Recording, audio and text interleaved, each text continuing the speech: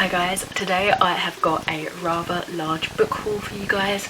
I have mainly got NetGalley books, of course. I've got a few things from the library which I've already read and spoken about in my wrap up, and also I have a handful of books that I purchased on the weekly food shop when I was in Asda like a couple of months ago.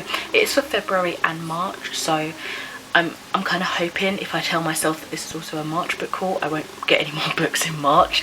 But yeah, the bulk of it are NetGalley e-copies, so I'm not really adding to my physical TBR too much, which is, I guess, good. So instead of splitting it up month by month, I thought I'd just show you guys the physical books first, and then I'm going to be super cheeky and lazy and kind of just show you the ebooks as I go, because there's going to be so many and I know I'm going to be too lazy to edit the pictures in. There's just too many books. I don't know why I let it accumulate to this much. Yeah, so I guess let's start. So starting with the first physical book I've got, this one is We Are All Birds of Uganda by Hafsa Zayan. I might be pronouncing names wrong. I do apologise if that's the case. I will try to learn. Yeah, this one just very much strikes me in terms of the colour, and I feel like I recognise the title. I might have seen this. I think this is probably where I saw it. It was the winner of the Murky Books New Writers Prize. That's probably where I heard the buzz going around it.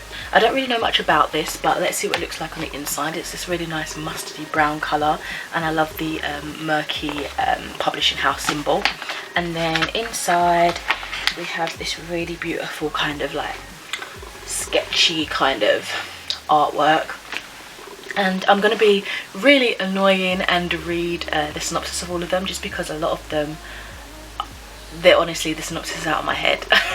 So let's just not stumble. 1960s Uganda. Hassan is struggling to run his family business following the sudden death of his wife. Just as he begins to see a way forward, a new regime seizes power, and a wave of rising prejudice threatens to sweep away everything he has built. Present-day London. Samir, a young high-flying lawyer, senses an emptiness in what he thought was the life of his dreams. Called back to his family home by an unexpected tragedy, Samir begins to find the missing pieces of himself, not in his future plans, but in a past he never knew. Moving between two continents over a troubled century, We Are All Birds of Uganda is an immensely resonant novel that explores racial tensions, generational divides, and what it means to belong.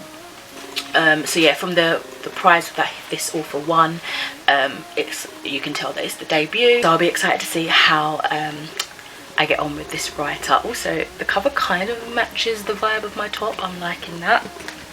Next physical book I picked up, although I've not played the game properly in a good few months, I picked up The Ultimate Guide to Animal Crossing New Horizons, 100% unofficial. There were 2 or 3 different kind of vibes of this that I saw there, but I like the looks of this one the most.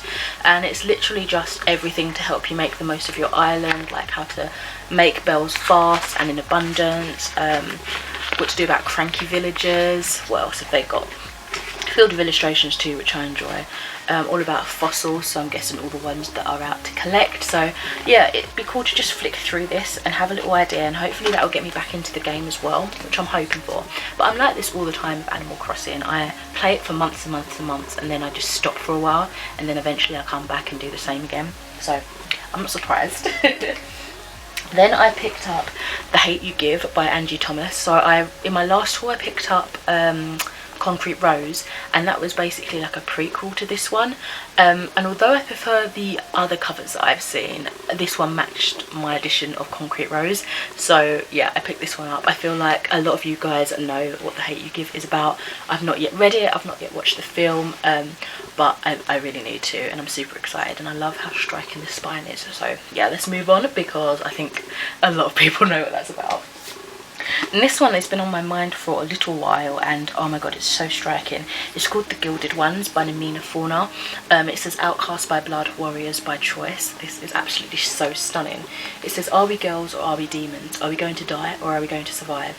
In this bold and immersive fantasy, a young heroine fights to save a world that would dare tame her, and discovers she is her own fiercest weapon. And apparently it's for fans of Blood and Bone, which I've still yet to read, and Black Panther, which sounds amazing. Apparently it might contain material that some readers may find distressing, which is good that they've got that on the back. And this, oh my god, just the colour palette of this with the golds and the teals and the deeper blue is so stunning. It's got teal sprayed edges, and yeah, really beautiful. It kind of matches the Animal Crossing book. Okay, next up, I decided to pick this up. These are all really good prices in Asda, so although I've been umming and erming about reading this, I just decided to pick it up and give it a go whilst it was on a good price, and that's Keely Raid's Such a Fun Age, which was longlisted for the 2020 Booker Prize. And yeah, again, I think a lot of people know what this is about. It says, when Amira is apprehended at a supermarket for kidnapping the white child she's actually babysitting, her employer Alex resolves to make things right. So begins a crash course that will upend everything they think they know about themselves, each other, and the messy dynamics of privilege. I've heard that there's quite a few irritatingly unlikable characters that are kind of just doing stuff to kind of make them not look bad, but the way they go about it, like befriending of each other, is all for the wrong reasons, which is interesting. I'll be interested to see how that kind of plays out. So yeah, now that I've got it, I am kind of excited to pick it up and see what all the hype's about. Okay, and then this book was actually gifted to me by one of the nurses at work. She bought it for her partner, and her partner already had an edition, so she asked if I wanted it, and it's one that I've actually been wanting to read, to be honest, so that was great, and I didn't own a copy. This is Delia Owens, Where the Crawdads Sing. So yeah, this I've been seeing make the rounds on BookTube, Instagram, and yeah, I've seen quite a bit of praise for this. So it says, for years, rumours of the Marsh Girl have haunted Berkeley Cove, a quiet town on the North Carolina coast. So in late 1969, when handsome Chase Andrews was found dead, the locals immediately suspect Kaya Clark, the so-called Marsh Girl. But Kaya is not what they say. Sensitive and intelligent, she has survived for years alone in the marsh that she calls home, finding friends in the gulls and lessons in the sand. Then the time comes when she yearns to be loved. When two young men from town become intrigued by her wild beauty, Kaya opens herself to a new life until the unthinkable happens. It almost sounds kind of haunting, like it could have a sort of gothic tinge to it, but I guess we'll have to see. It sounds interesting to me anyway. The last physical book I have is a Luma Crate edition. It is my first Luma Crate edition of a book, and I actually bought it from my friend on Instagram, Hills of Books. I guess she didn't want it, but this was a book that I've been wanting to read as well, and the edition was really nice, so I like that it comes in this little sleeve. I'll probably use that now for my book bag. And that is A Deadly Education by Naomi Novik, Lesson 1 of the Slaughtermans, and I think this is like a kind of, what do you call it, dark academia sort of book. I don't really know exactly what it's about, but I will find out in a minute. I think the cover underneath is absolutely stunning, and then it's got deep blue sprayed edges, and then a lovely map on that side. I've heard a little bit of buzz around this author of late. Something has happened, a scandal. I don't actually know what's happened, but I've still just wanted to check the books out, see what they're like. Yeah, I guess I'll have to find out what's been happening, what sort of activities has been going on behind the scenes. Yeah, so this one just says, enter a school of magic unlike any you have ever encountered. There are no teachers, no holidays, friendships are purely strategic, and the odds of survival are never equal. Once you're inside, there are only two ways out. You graduate or you die. Elle Higgins is uniquely prepared for the school's many dangers. She may be without allies, but she possesses a dark power strong enough to level mountains and wipe out untold millions. Never mind easily destroy the countless monsters that prowl the school. Except she might accidentally kill all the other students too. So Elle is trying her hardest not to use it. That is, unless she has no other choice. That sounds like she's... I don't know how... I think I might like it, but she does sound like a very overpowered character, and that's one thing that kind of bothers me, like untouchable characters. So the idea, that the premise sounds interesting. I keep meaning to get into like dark academia because I feel like that could really be my vibe, but I just don't know. I feel like that is what I could really enjoy, but I feel like it's become very oversaturated now, and I don't know where to start. So let's get on to all the many books on NetGalley that I need to read. Basically, you guys know my history. I get a bit trigger happy with NetGalley, so let's get started. So the first book here I have is Mort the Meek and the Raven's Revenge by Rachel Delahaye, which we're going to be lazy and just show you the cover there. And this one is a middle grade story. It says it's the first in a wickedly funny new series about an aspiring pacifist in a brutal kingdom. On Brutalia, violence is a way of life. Ravenous ravens circle overhead, monstrous grot bears cause chaos, and the streets are bulging with brawls. But Mort isn't like the other islanders. I don't know why I said it like that. He's determined to live peacefully. His struggle is made even tougher when the cruel queen appoints Mort as royal executioner. No one has challenged the royals and lived to tell the tale. Can Mort keep his head and outwit the queen? That sounds really fun.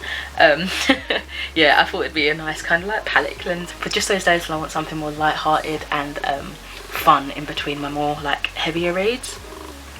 The next book here that I've been approved for is The Shadow in Glass by J.J.A. Harwood, and this is the stunning cover. Sorry about the glare.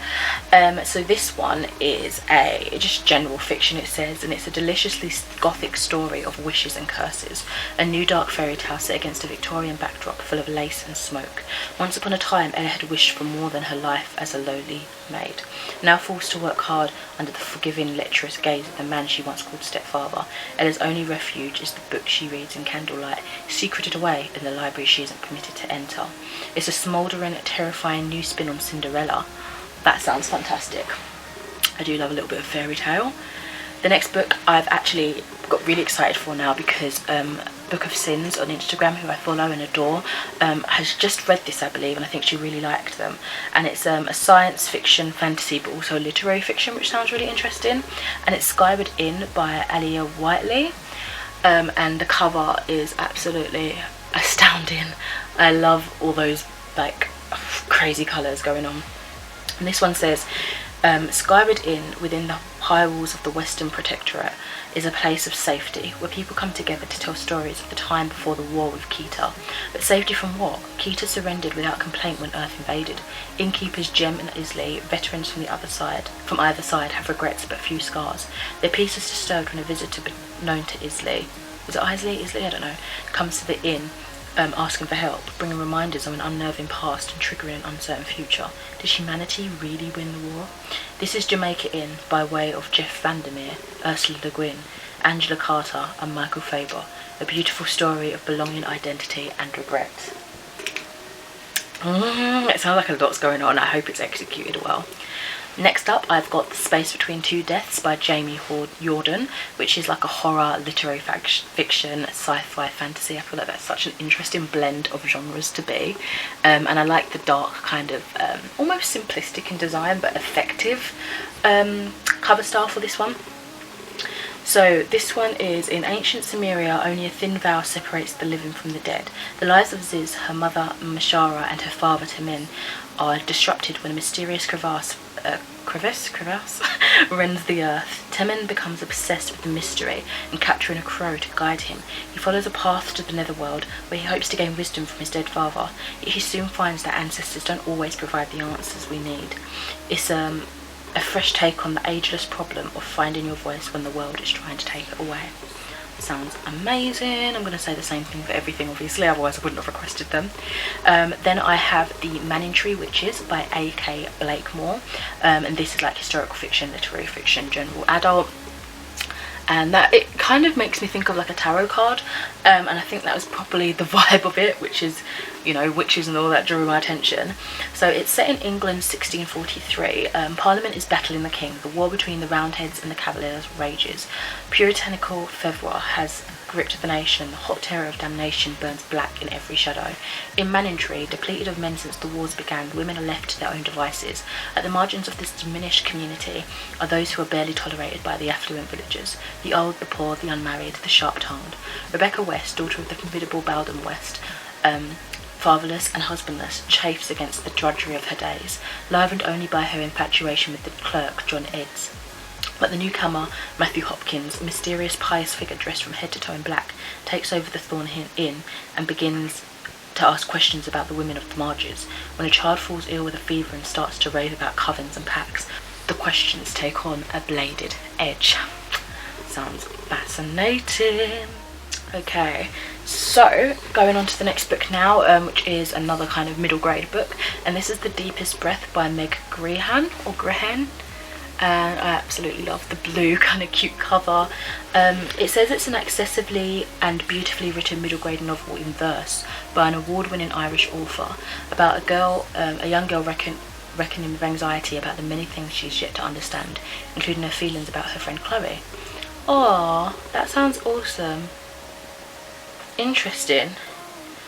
I think it might have LGBT themes in it. It also says it's perfect for fans of Ivy Aberdeen's Letter to the World, Star-Crossed and George. So that sounds like it's going to be a great story. I love it when books are, you know, targeted at a younger age range, tackling topics that are so, they don't feel normal, but they are, like a lot of people go through them. Do you know what I mean? The next book is also something I believe I've seen Book of Sins talk about and enjoy, and that is Haulllll by Nima Shah, and this is This is historical fiction, and it's got a striking yellow cover. Beautiful. This one is set in 1972 Uganda. A devastating decree is issued. All Ugandan Asians must leave the country in 90 days. They must take only what they can carry, give up their money and never return. For Asher and Pran, married a matter of months, it means abandoning the family business that Pran has worked so hard to save. For his mother, Jaya, it means saying goodbye to the house that has been home for decades. But violence is escalating in Kampala and people are disappearing. Will they all make it to safety in Britain, and will they be given refuge if they do? That sounds really emotional. I've been picking up books like this for a while now, specifically through NetGalley, and I really just need to get myself to that point where, well, honestly, when will that point come? Because I'll keep pushing it off, but to read more fiction, but from a more realist perspective of things that happen in everyday life, people that are affected by these sort of things and these like traumas, really. But it's like I muddle cuddle myself a lot of the time, but yeah, I really do need to read these. Next up we've got Ace of Spades by Farida Abike Iyamide. I'm sure I've pronounced that wrong, I do apologise. And this is for like teens, YA, mystery and thrillers, and I feel like I've seen this before. I'm not sure, I must be wrong. This is a compelling, incendiary and unputdownable thriller with a shocking twist. It delves deep into the heart of institutionalised racism with this astonishing debut. It's pitched as Gossip Girl meets Get Out. Ace of Spades is a work of fiction, but it deals with many real issues including racism, homophobia, bullying and suicide ideation. Yeah, this sounds like it's going to be another heavy one, but fascinating, sounds amazing. Then we've got this one called Boys Don't Cry by Fiona Scarlett. This is a bit of literary fiction. Another lovely cover. And this one is a story of two brothers and how one of them will face growing up without the other. So Joe is 17, a gifted artist and a brilliant older brother to 12-year-old Finn. They live with their ma and da in Dublin. It's not an easy place to be a kid, especially when your father Frank is the muscle of the notorious gang leader Desi the Badger Murphy. But whether it's day trips to the beach or drawing secret sketches, Joe works hard to show Finn life beyond the battered concrete yard below their flat. Joe is determined not to become like his dad, but when Finn falls ill, Joe finds his convictions harder to cling to. With his father now in prison, his mother submerged in grief and his relationships with his friends and classmates crumbling, Joe has to figure out how to survive without becoming what the world around him expects him to be. Next up, we've got Under the Blue by Oena Aristide. This is just under general fiction. And this one says that an apocalyptic road trip into the near future informed and shaped by the most pressing issues of our present. We follow a reclusive artist that is forced to abandon his home and follow two young sisters across a post-pandemic Europe in search of a safe place. Is this the end of the world? Meanwhile, two computer scientists have been educating their baby in a remote location. The baby is called Talos and he is an advanced AI program. Every week they feed him data, starting from the beginning of written history, era by era, and ask him to predict what will happen next in the human race. At the same time, they are involved in an increasingly fraught philosophical debate about why human life is sacred and why the purpose of which he was built, to predict threats to human life to help us avoid them, is a worthwhile and ethical pursuit. These two strands come together in a way that is always suspenseful, surprising and intellectually provocative. This is an extraordinary, persistent and vital work of fiction, an apocalyptic road novel to frighten and thrill. That sounds fantastic. The next two books are, once again, books that I have since seen on Book of Sin's page. As you can tell, I adore her page. And it's just making me even more excited to get to these books, to know that she has enjoyed them, because I really kind of value her opinions. So we have here No Gods, No Monsters by Cadwell Turnbull, and this is sci-fi and fantasy, own voices and literary fiction. And this one says it's the first book in a new series called the Convergence Saga. The author wrote The Lesson, which I now want to go and read. Again, Book of Sins has really enjoyed that. So one October morning, Lena gets the news that her brother was shot and killed by Boston cops. But what looks like a case of police brutality soon reveals something much stranger. Monsters are real, and they want everyone to know it. As creatures from myth and legend come out of the shadows seeking safety through visibility, their emergence sets off a chain of seemingly unrelated events. Members of a local werewolf pack are threatened into silence, a professor follows a missing friend's trail of breadcrumbs to a mysterious secret society, and a young boy with unique abilities seeks refuge in a pro-monster organisation with secrets of its own. Meanwhile, more people start disappearing. Suicides and hate crimes increase, and protests erupt globally, both for and against the monsters. This sounds phenomenal. I'm really excited about that one. And then we've got The Other Black Girl by Zakiya Dalia Harris, which is general fiction, and yeah, I've heard some interesting stuff about this one as well. So I believe people said it's like Devil Wears Prada meets Get Out. So this is the second book to say that it combines with something and Get Out, and I love the movie Get Out. And I believe what it is we're in like this officey kind of room, where is it, yeah, at Wagner Books, and our main character has been the only black girl basically all the time that she's been there. She's fed up with isolation and microaggression, so she's thrilled when a new black employee starts working there. She's called Hazel. They've only just started comparing natural hair care regimes though, when a string of uncomfortable events cause Nella to become public enemy #1 and Hazel the office darling. Then the notes begin to appear on Nella's desk: leave Wagner now. She believes that Hazel, the new girl, is behind these messages, but you start to wonder like why, what's going on, what's bubbling beneath the surface. So that one sounds a bit like it's going to be quite thrilling. And then we have Where After, Where Do Our Loved Ones Go After They Die, and this is by Mariel Ford Clark, and this just comes under self-help, health, mind, body. Where do our loved ones go after they die? This is the question that has traversed the universe for centuries and is considered one of the life's greatest mysteries.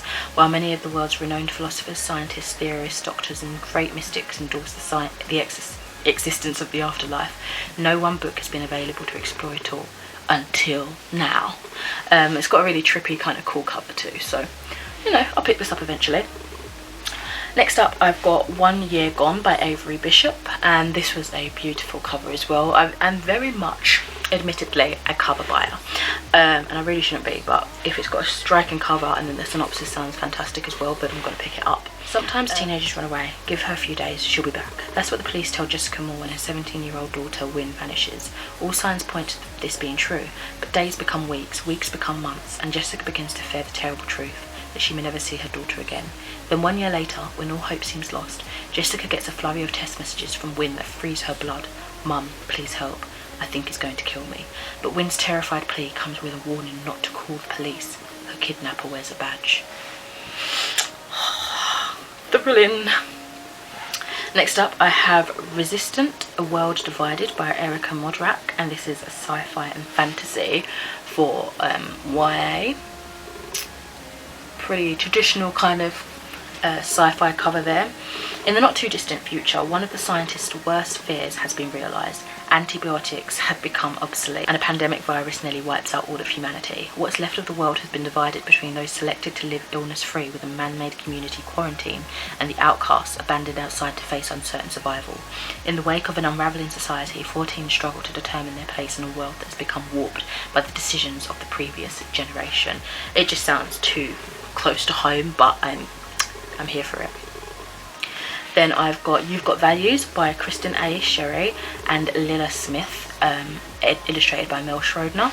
and this is how that one looks. It's for young children. So this one says that Katrina is a woodland fairy who loves to show children what makes them unique. Because she values fun, she dazzles children with whimsy, wonder and fairy magic. The enchanting fairy friend guides 6 schoolmates on a journey of self-discovery, teaching them the importance of knowing their own values, which sounds very light-hearted and just wholesome, you know. Okay, so we're going to the next page of books that I have been heavily requesting. Let's see, get some of those up. So next up we have Stories of the Mother Bear by Myrtle Brooks.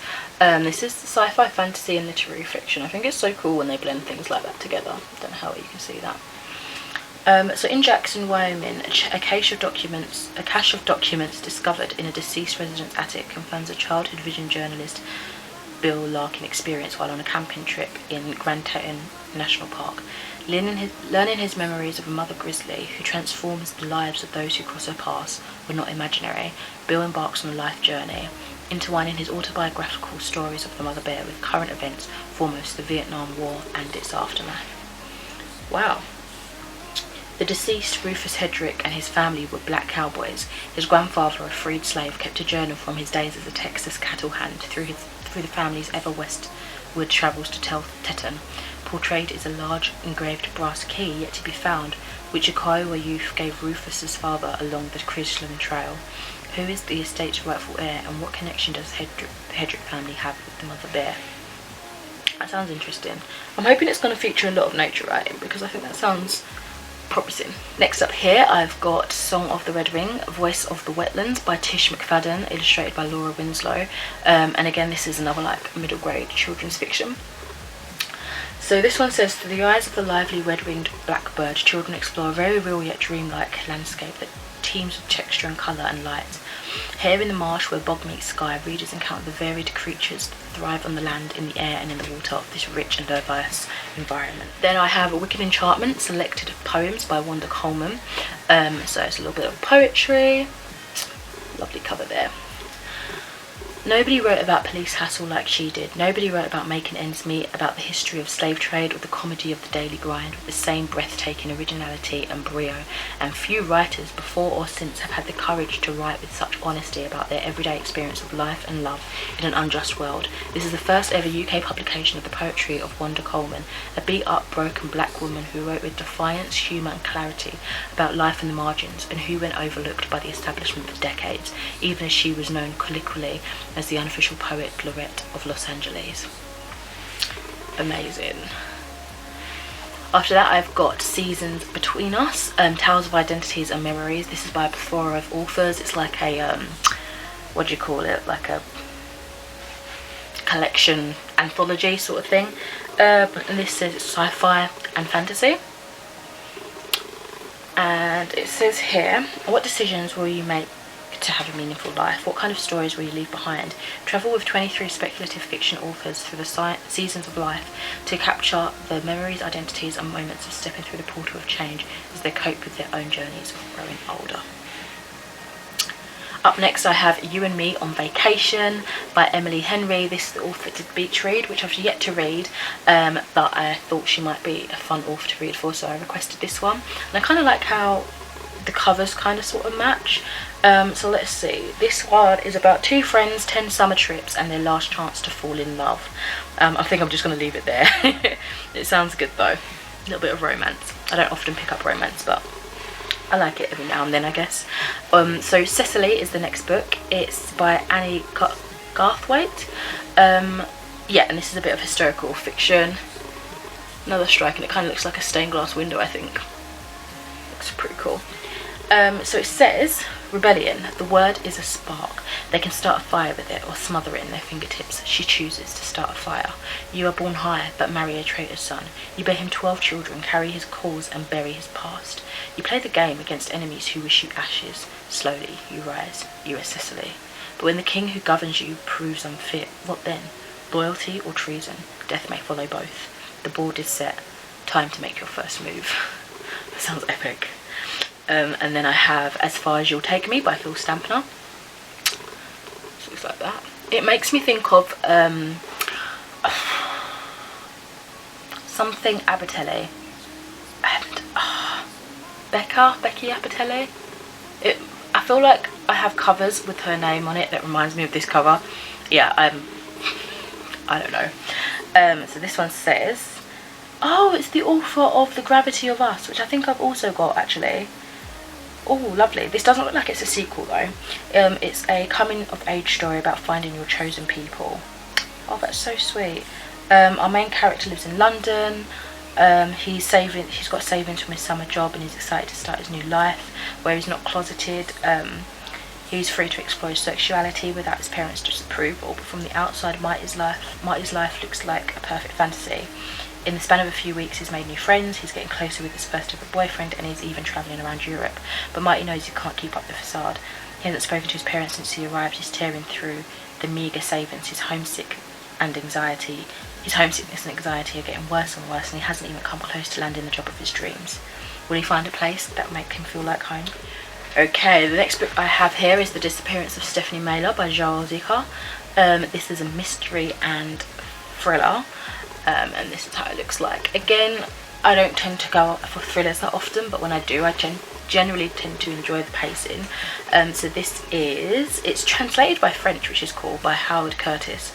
So it's the summer of 1994. The quiet seaside town of Ophir reels from the discovery of 4 murders. 2 young police officers, Jesse Rosenberg and Derek Scott, crack the case and identify the killer. Then 20 years later, and just as he is on the point of taking an early retirement, Rosenberg is approached by Stephanie Mailer, a journalist who believes he made a mistake back then and that the real murderer is still out there, perhaps ready to strike again. Before she can provide more details, she mysteriously disappears, and the 2 police officers are forced to confront the possibility that her suspicions might have been true. Eee! Next up I have The Fine Art of Invisible Detection by Robert Goddard. And this one, it seemed like it's a split setting. So we've got Tokyo, Japan, where we're following one storyline, and then London, England, and then I guess we're just connecting. So yeah, our main character in Japan has had enough of excitement in life. With an overbearing mother and a husband recently murdered, she just wants to keep her head down as a secretary to a private detective. Her life is pleasantly filled with coffee, runs and paperwork. That is until our boss decides to take a new case, and that case is shrouded with shadows. That means she will have to leave Tokyo and travel to London. And then in London, our main character never knew his father, was always told he wasn't missing much, but an old friend of his late mother says that these are things that Nick needs to know about his parents. He can't ignore it. There's a chance encounter bringing these 2 characters together, and I'm guessing the story develops from there. Oh, my camera's flashing. Then we have Greenwich Park by Catherine Faulkner, which looks like that. And this is a mystery and thriller as well. I'm going to come back after I've charged my camera up a bit. Okay, let's see if I can blast through these last few books with just that little bit of charge. Greenwich Park, let's see. Helen has it all. Danny was the perfect husband. Rory is the perfect brother. Serena is the perfect sister-in-law. And Rachel is the perfect nightmare. When Helen, finally pregnant after years of tragedy, attends her first antenatal class, she's expecting her loving architect husband to arrive soon after, along with her confident, charming brother Rory and his pregnant wife, the effortlessly beautiful Serena. What she is not expecting is Rachel. Extroverted, brash, unsettling, single mother-to-be Rachel, who just wants to be Helen's friend, who just wants to get to know Helen and her friends and her family, who just wants to know everything about them, every little secret. This makes me think of another book, and I cannot remember what it is. It's bugging me now. Next up, I have The Stranding by Kate Sawyer. And this one is described as a sci-fi and fantasy. Okay, so it says, her world fell to pieces. From the bones she built a new life. Ruth lives in the heart of the city, working, drinking, falling in love. The rhythm of her vivid and complicated life is set against a background hum of darkening news reports from which she deliberately turns away. When a new romance becomes claustrophobic, Ruth chooses to leave behind the failing relationship, but also her beloved friends and family, and travels to the other side of the world to pursue her dreams. But when Ruth arrives, the new cycle she has been ignoring for so long is now the new reality. Far from home, amid no real hope of survival, she finds herself climbing into the mouth of a beached whale alongside a stranger. When she emerges, it is to a landscape that bears no relation to the world they knew before. That sounds really trippy. Then I have here another stunning cover, Things That Grow by Meredith Goldstein. This looks like that, very pretty. And this is for, it just says YA, it doesn't say the actual genre. So after her grandmother dies, a girl travels to different gardens to scatter her ashes, learning about life and love along the way. That's really sweet. I'm just going to leave it there because that sounds really sweet. I kind of hope it's emotional. Then I have The Rookery by Deborah Hewitt. I just realised that is a sequel to The Nightjar. And I just read the synopsis, so I hope that doesn't really spoil anything for me, so I'm not going to include it in this one just in case it does. And then I have The Great Circle by Maggie Shipstead, and this is literary fiction. This one says, I was born to be a wanderer. In 1950, our main character embarks on her life's dream to fly a great circle around the globe, but after a crash landing she finds herself stranded on the Antarctic ice without enough fuel. With a fearsome piece of water separating her from completion of the circle, she writes one last entry in her logbook. Ooh, this sounds like it could be inspired from something real. Interesting. Okay, I've just got, I think, about 5 books left, so let's try and saw through these ones. Hope you guys have had a snack, because I don't know how you wouldn't be able to during this time. It is a long video, I'm so sorry. I've got Damage by Jacueline Wilson. This is another mystery and thriller. So this one says, okay, there's a lot. It's a shocking and gripping debut. Let's see, it seems to be following a selection of characters. 3 ordinary people, one life-shattering event. When the police get involved with this family in crisis, all the cracks will start to show. Set to ignite debate and as gripping as your favourite box set, Damage is a compulsive drama from an extraordinary new writer. Then I have Slaughtermans Daughter by Yaniv Iskovitz. I might have pronounced that wrong, I do apologise if so.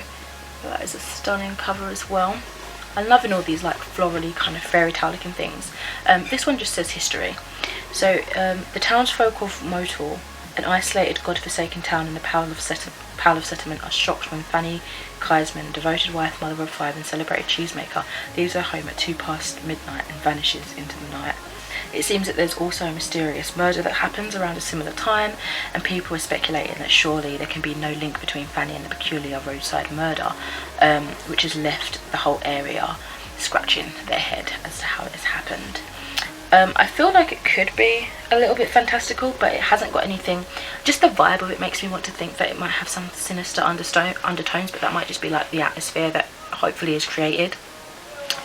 Then I've got The Girls Are Also Nice Here by Laurie Elizabeth Flynn, which looks like that. I'm not too much of a fan of the cover, but the title was intriguing, and this is another mystery thriller. Nice girls can do bad things. It's a darkly intoxicating novel of female friendship and possession, and it's perfect for fans of My Dark Vanessa, The Girls, which I love, and The Virgin Suicides. I really want to read My Dark Vanessa and The Virgin Suicides. I'm more interested in reading these days. So that sounds interesting to me. Apparently it's deeply unsettling and compulsive. A gripping exploration of the brutal lengths girls will go to take what they think they are owed. Okay, second to last book here, The Girls from Alexandria by Carol Cooper. This is a historical fiction mystery and thriller, and this one I like the look of the cover. It was quite intriguing, very retro, vintage. Memories are fragile when you are 70 years old. I can't afford to lose any more of them, not when remembering the past might help me with the here and now. Nadia needs help getting out of her hospital bed, help taking her pills. One thing she doesn't need help with is remembering her sister, but she doesn't need to find her. Oh, bless her. Alone and abandoned in a London hospital, 70-year-old Nadia is facing the rest of her life spent in a care home unless she can contact her sister Simone, who's been missing for 50 years. Despite being told she's confused and not quite understanding how Wi-Fi works, Nadia is determined to find Simone. So with only cryptic postcards and her own jumbled memories to go on, Nadia must race against her own fading faculties and find her sister before she herself is forgotten. Wow. It's set on the backdrop of 20th century Alexandria. This is the author's 3rd novel, and apparently it's equal parts contemporary mystery and historical fiction, a re-coming-of-age story about family, identity and homeland, which sounds like an interesting mixture. And then the last book I have here is Death Drives an Audi by Christian Bang Foss, and this is literary fiction, and honestly that cover is just so like offensive, like offensively loud. I couldn't not see what it was about. So this has the very shortest like synopsis, but it's translated from the Danish by Caroline Waite, and it says Christian Bangfoss's darkly comic prize-winning road novel satire sees two unlikely friends set out to defy the Danish welfare state and death himself, with both hilarious and tragic consequences. I'm hoping it's kind of like, I'm not really sure what the word meta means, but I want to say it because I feel like it makes sense in this circumstance, but I kind of hope it's a bit meta. Like, I read Mrs. Death, and I feel like this could have that sort of vibe, and I'm hoping that was like the reason why I wanted to read it, and because of the cool cover. Yes, I managed to get through this video with that little bit of charge up. Now to charge it properly and then get editing this video, and thank you so much for watching. Let me know if you've read any of these, if you've requested any of these for NetGalley as well. What are your thoughts? I would love to hear. Thank you so much, and I'll speak to you in another video soon. Bye.